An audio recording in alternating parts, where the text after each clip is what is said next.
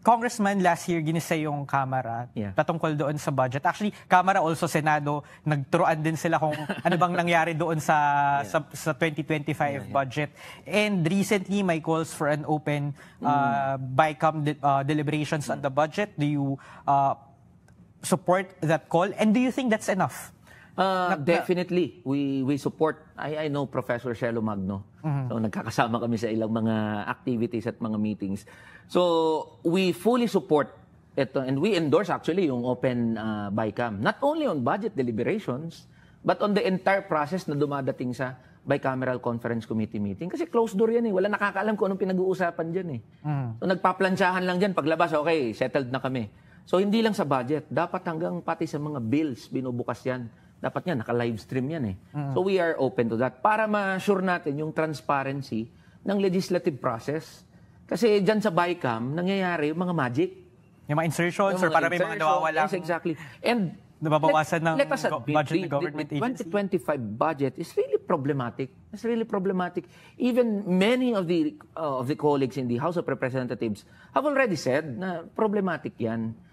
So, we are more than willing to discuss those things on the plenary, makipagdebate dyan. Pero I believe meron ng kaso sa Supreme Court. So, we are awaiting the decision coming from the Supreme Court. Hindi, wala pa pala. Wala pang decision. Magkakaroon pa lang ng hearing on GA. Basta may petition, may petition pending with the Supreme Court. And for the context of our viewers, siguro kung nakalimutan nyo na yung nangyari last year, ilan sa mga issue patungkol doon sa BICAM, yung naging resulta ng BICAM, reduced budget for the Department of Education, zero subsidy for PhilHealth, tapos, ilan lang yun doon sa mga, and also billions of pesos for ACAP, which is the brainchild of Speaker Romualdez. So, ilan yun sa mga naging issue patungkol doon sa budget last year. The more transparent the BICAM is, the better for the BICAM, the better for both houses of Congress, and the better for the people.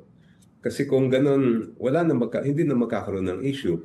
At kung maaari nga, i-livestream nila, buksan nila para wala na pwede magsabi na meron silang in-insert o may inalis na wala naman na hindi naman nanggaling either sa house, either house or hindi rin nanggaling sa Pangulo.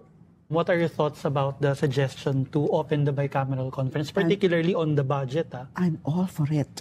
In fact, isa yan sa mga sinasabi ko in certain assemblies.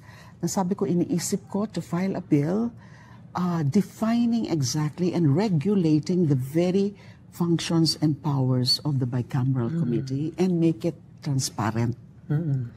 Kasi as transparent as other hearings. Yes, as other hearings. Kaya natuwa ako dun sa, di ba, I think ang ano dyan, ang talagang nag-umpisa niyan is si Professor Shelo Magno, and there's a campaign really, and many are supporting it, the open BICAM. So I wouldn't know if ang naiisip ko to file a separate one strictly on the BICAM or incorporate it in the FOI. Kasi pwede rin ilagay din Article 3, yan. Section 7. Correct. Kasi freedom of information din yan eh. So baka isang, just part of it, the FOI.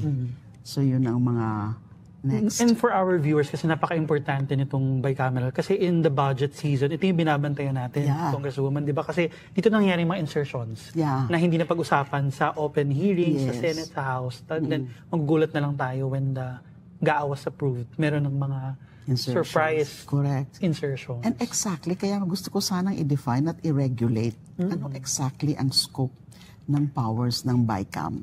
Kasi ang alam ko dyan, is to just reconcile the existing versions, mga conflicting versions, and clarify mga vague provisions. Pero yung hindi yung, they're free to do anything.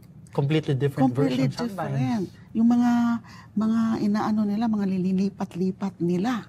Di ba, na mga items sa iba't iba, and then yung dinadagdagan nila lagi yung unprogrammed appropriations, mga unprogrammed funds.